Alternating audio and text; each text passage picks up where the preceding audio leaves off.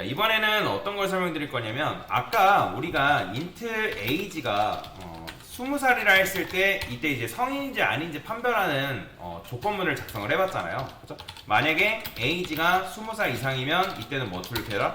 성인. 그죠? 성인. 그 다음에 만약에 age가 20살 미만이면 이때는 뭘 출력해라? 미성년 출력을 해달라고 이런 식으로 코드를 작성했었죠. 그죠?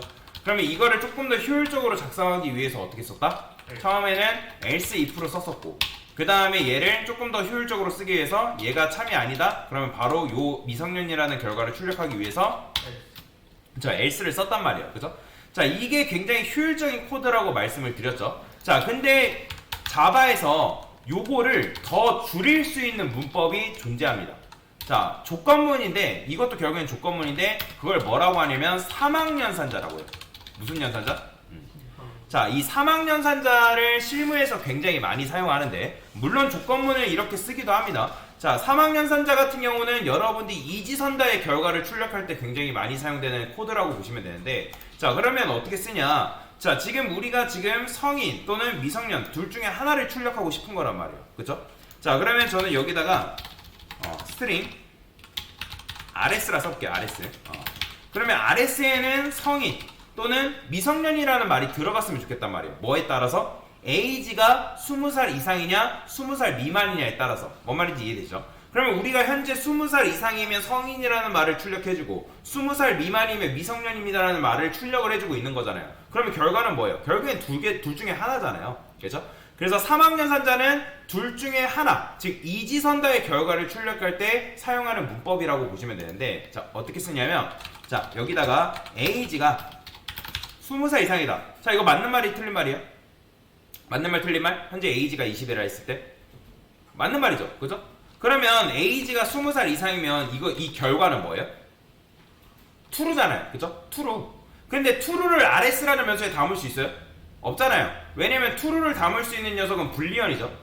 근데 여기다가 여러분들이 띄어쓰기 한 다음에 물음표를 쓰고 자, 물음표를 쓰고 여기다가 성인 그 다음에 콜론 미성년 자, 이런 식으로 쓰는 게 바로 사막연산자예요.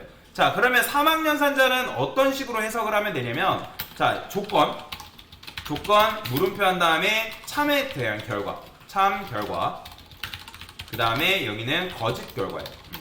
이런 식으로 코드를 작성한다라고 보시면 돼요.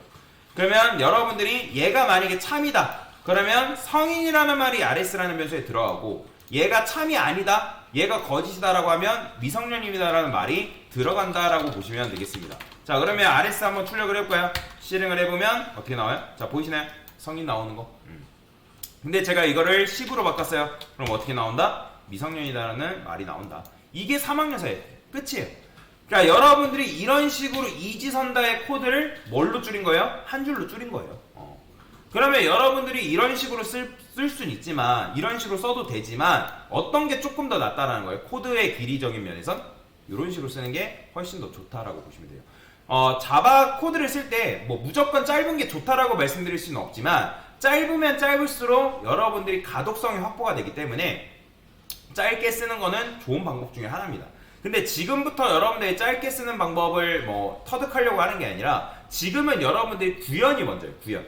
어떤 특정 코드를 이용해가지고 내가 원하는 결과를 구현하는 게 먼저고 그 다음에 그 구현된 결과를 기반으로 해서 어떻게 하면 이 코드를 짧게 줄일 수 없을까라고 고민을 했을 때 내가 사막연산자 배웠지. 이 해당 조건문을 사막연산자를 이용해서 줄이는 방법은 없을까라고 해서 이런 식으로 줄일 수가 있다는 거죠. 자, 만약에 여러분들이 두 수의 크기를 판별하는 프로그램을 만든대요. 그러면 int a는 뭐 10, 그 다음에 int b는 20. 그러면 여기서 만약에 둘 중에 하나가 크다.